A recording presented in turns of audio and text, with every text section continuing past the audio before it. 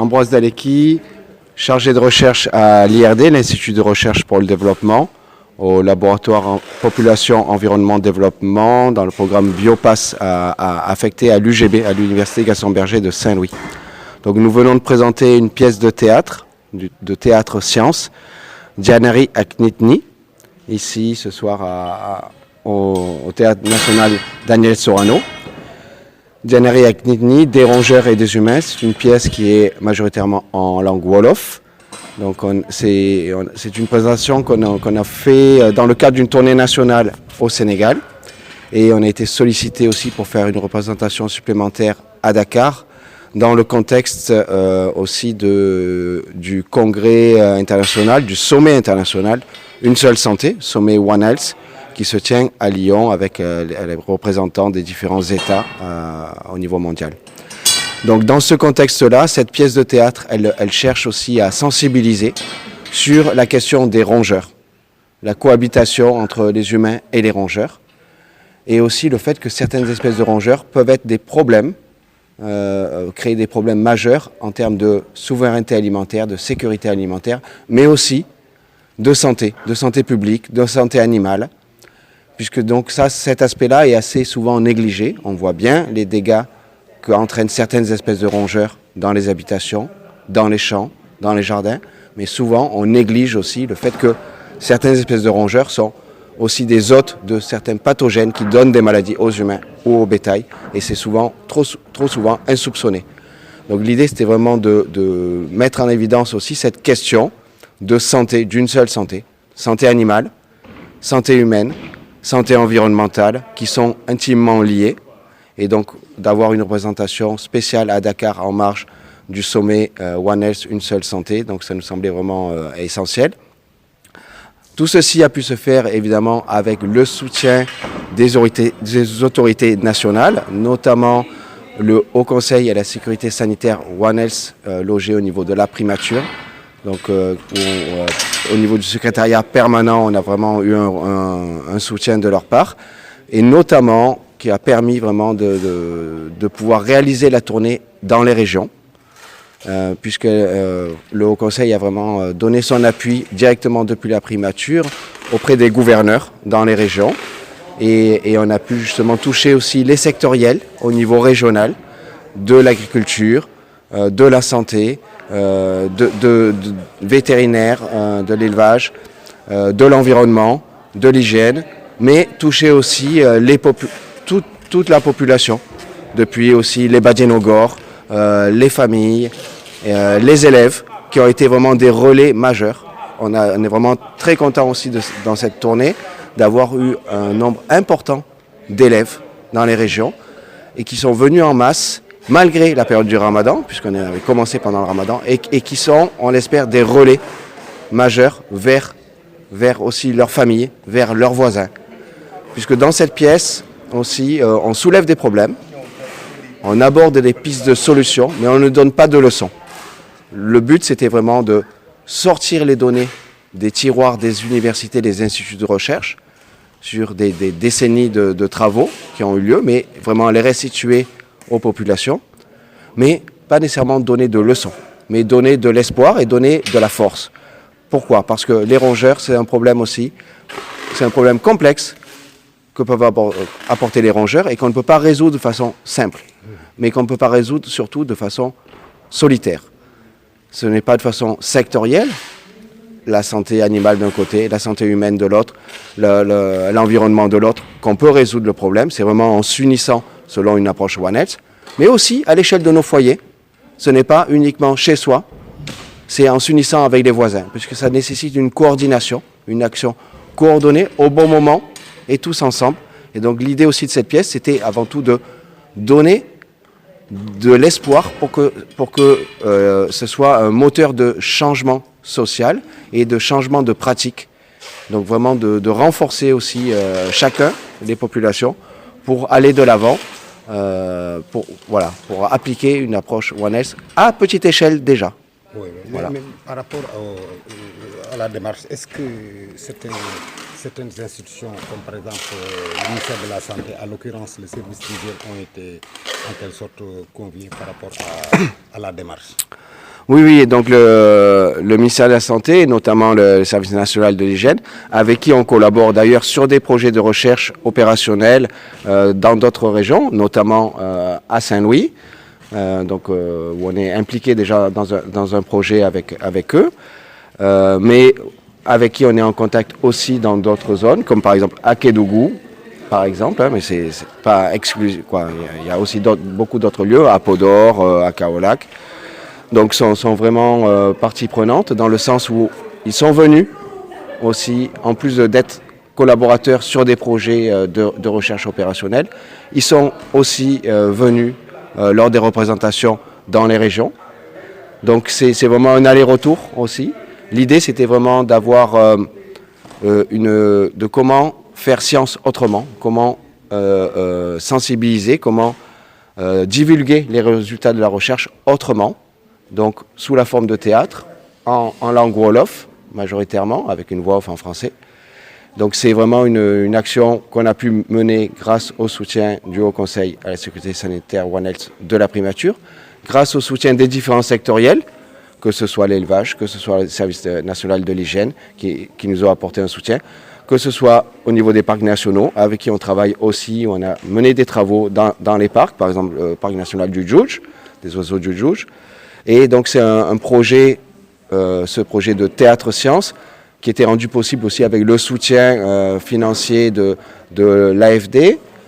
et de l'IRD, du CIRAD, donc dans le cadre aussi d'un projet de prévention de l'émergence de zoonoses. Donc ça nous semblait aussi naturel de pouvoir présenter cette création à l'occasion, en marge du sommet international One Health qui se tient à Lyon, et donc de pouvoir faire ceci aussi à Dakar, dans un lieu comme le Théâtre national Daniel Sorano. Donc c'est un grand honneur aussi d'avoir pu jouer ici. Merci. Ambroise Daleki, chargé de recherche à l'IRD, l'Institut de recherche pour le développement, au laboratoire Population, Environnement, Développement, et dans le cadre du programme Biopass de bioécologie des communautés et des populations animales sahélo-soudaniennes, donc un programme IRD, UGB, CIRAD et ISRA. waaw maa ngi tudd Khalilou Ba man maay producteur bi nekk KB ingénierie consulting Sénégal donc tey jii ñu ñëwoon fii présenter benn pièce de théâtre bi nga xam ni artistes yi ak scientifiques yi maanaam gëstukat yi ñoom ñoo bokk def ko parce que xam ngeen li ëpp ci gëstukat yi bu ñu gëstoo dara day nekk ci université yi nekk ci école yi nekk ci bureau yi ci ay këyit lañ koy tënk du ñëpp a koy lire du ñëpp a koy seetaan waaye boo jëlee nag nga def gëstu nga génnee ci dara ba pare indi ko présenté ni jaar ci ay artistes ñu présenté ko sous forme de théâtre da ngay gis rek comprendre loolu moo tax tey jii ñu ñëw fi présenter pièce de théâtre bi nga xam ni mu ngi tudd janax yi ak nit ñi des rongeurs et des humains. Ambroise Daleki bi ma àndal nii nekk le directeur scientifique mu nekk chercheur bi nga xam ni ñoo chercheur IRD la bu ñu affecté Université Gaston Berger bu Saint-Louis moo bokk ak kii bokk chercheur am liggéey si janax yi gëstu ba indi xam-xam si janax yi ak ni ñu def ba moytu janax yi xam ngeen affaire janax bi nga xam moom la ñu indi fi tey di wax waxam janax nit ñëpp xam nañ janax waaye xam-xam ba des na du ñëwoon tey ji pour wane janax ni mu mel ci réew mi ni mu baree ci àddina bi ak ni mu mën a yàq wane ni janax bu amee juróom-benn weer rek commencé amay doom janax di am ba fukki doom ak juróom-benn wala fukki doom wala ñaar fukki doom ba pare ñetti weer yu nekk mu mën a wasin doom yooyu muy wasin ñu bare lool juróom-benn weer bu ñu ko amee ñoom tam ñu commencé di wasin kon xam nga bare ba day yomb te foo fekk nit fekk fa ay janax di yàq jëm ci tool yi janax di yàq jëm ci kër yi waaye surtout itam li nit ñi xamul mooy janax dafa bari ay yàq jëm ci wér-gu-yaram li ñuy wax santé publique muy wér-gu-yaramu nit waaye itam wér-gu-yaramu mala yi ñuy dund ak ñun nag yi xar yi bëy yi mooy li ñuy wax animaux domestiques yooyu janax day jël feebar wàll ko ñooñu wàll ñu ko wala moom janax mu wàll ñu directement feebar waaye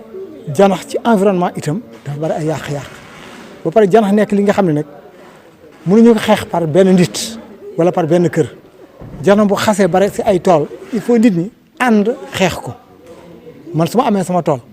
xeex janax yi nekk sama tool sama dëkkandoo am tool bu sama wet xeexul janaxam donc man janax du mos a jógee sama tool ndax bu fa jógee rek janax yi nekkoon sama toolu moroom ñoo ñëw sanc sama tool moom la ñuy wax domaine vital ci recherche scientifique donc ba pare feebar yu bari ñuy dégg mu am feebar yi nga xam dañu jàpp ne ay feebar yu bees la déedéet du ay feebar yu bees wala am feebar yi nga xam dañ koy méngale ak ay sibiru fekk déedéet du sibiru mën na doon ay feebar yi nga xam ne soit janax bi daf ko joxe directement wala janax bi dafa jaar ci leneen ba joxe ko donc bu ngeen déggee peste par exemple peste janax bokk na si li koy joxe bilharziose bi ñuy dégg ci biir waalo di ay feebaru dex janax dafa bokk ci li koy joxe fièvre de la vallée du Rift bi nga xam ne temps yii moo doon lëmbe ci biir Sénégal ñu gis ko si nag yi janax bokk na si li koy joxe mu am bi ñuy virus bi ñuy wax Lassa nekk ci Guinée bii booru Kédougou janax bokk ci li koy joxe donc am feebar yu bare yi nga xam ni feebar da koy janax da koy joxe ba pare am si yi nga xam ni gëstukat yi suñu joxewu résultat yi nga xam ne moom la ñu amee docteurs yi feebar yooyu mën nañ ko jaawale ak yeneen feebar yi fi nekk lu mel ni ay sibiru wala lu mel noonu fekk du moom la ñuy wax si pièce bi naan dañuy naan paludisme résistant la fekk déedéet du paludisme résistant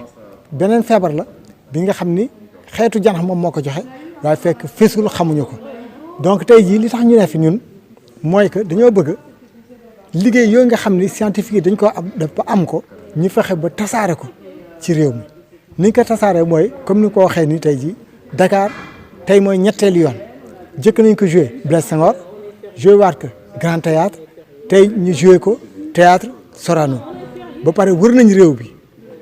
def nañu juróom-ñeenti région wala moom la ñu bëgg a def ci koor gi door nañ genn wàll gi jóge Saint-Louis dem Kaolack dem Tamba dem Kédougou dem Kolda dem Ziguinchor dem Banjul doogay ñëw Dakar fii koor gi jeex na ñu war a continuer waat jëlaat Thiès jaar Louga jaaraat Ndar dem Richard Toll dem Rosso dem Podor xam nga lii bu ñu ko defee dañoo bëgg a yaatal xam-xam bi doyul nag waaye li ñu bëgg mooy ñi koy seetaan tey comme li nga wax léegi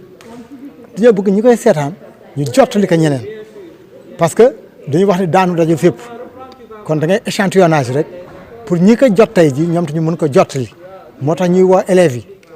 di woo baykat yi di woo sàmm yi di woo nappkat yi di woo service technique état bi ñëpp buñ ko seetaanee ñu mën ko jottali ñeneen ñi sensibilisation moo ñu tax a jóg donc comme ni nga ko waxee nii itam état bi daf ñoo jàppale parce que One Health ñoo ngi nekk primature ci ñoom lañ jaar ñu jàppale ñu dimbali ñu ànd ak ñun ci liggéey bi ànd ak ñun ba nga xam ne fu nekk fu ñu dem ñoo ngi remercier gouverneur yëpp parce que fu ñu dem rek gouverneur jot nañu lettre bu jógee ci premier ministre ñu tasaare ko ci gouvernance ba def ci ay série de réunions ba pare fu ñu dem rek daje nañoo ak les professionnels de l'élevage professionnels agriculture service d'hygiène yi amul benn service technique bu manqué donc ñu remercier ñëpp vraiment di remercier itam ñëpp ñi nga xam ne jàpp nañ ci mbir mi. waaw seen kii ci baykat yi la jëm buñ ko tënkee waaye ban retour ngeen am. du ci baykat yi rek. ci baykat yi ak ànd sàmmkat yeeg. du ci ñu ko xam waaw dañuy évoluer. retour yu baax a baax la ñu am. maanaam ci retour yi ngeen am. waaw est-ce que boo delluwaatee ci base bi est-ce que foofu ngeen ko amee wala ci kaw ngeen ko amee. am nañ ko fu nekk si palier yëpp parce que comme ni ko Ambroise waxee pièce bi ñoo ngi ko jëkk a joué ci benn dëkk bu ñuy wax Mbarigo ci région de Saint-Louis te foofu ay baykat ñoo fa ñëwoon ak i sàmm ak i nappkat ñu mot ay téeméer ñu waxtaan ak ñoom donc retour yi ñu am ci ñoom ni ñu sawaree woon ci pièce bi moom moo ñu indil ñu def tournée nationale bi ba tey ji ñu ñëw Dakar di ko fi def donc pièce bi dafa concerne waa àll ba mais mu concerne itam waa Dakar concerne village yi waaye concerne ville yi itam parce que li ñuy wax gis nga feebar yi janax mu ngi ci biir kër yi Dakar hôpital principal ngi nii suñu gannaaw hôpital Dantec ngi nii suñu gannaaw Pasteur ngi nii suñu gannaaw port baa ngi nii suñu gannaaw bu ci nekk boo demee tey jii gëstu fa di nga fa fekk ay janax yi nga xam ni mën naa joxe ay feebar ba pare itam bureau yi janax dañ koy yàq këyit yi daañ dem ba nga xam ne état civil par exemple nga am si état civil nga xam ni pièces yëpp fa lañ nekk janax ñëw dugg fa lekk këyit yi yàq këyitu juddu yi xam nga loolu du biir àll ba ci biir dëkk bi la donc janax kenn mucc si oto yi oto day daw ba yàgg oto ba taxaw ñu xool fekk benn fil moo ci dagg fil ba lan moo ko dagg janax moo ko dagg xam nga kooku du àll ba du baykat donc janax fu waay nekk rek janax nga fa te janax mën na fa yàq jëm ci mbay jëm ci kër yi jëm ci wér-gu-yaram itam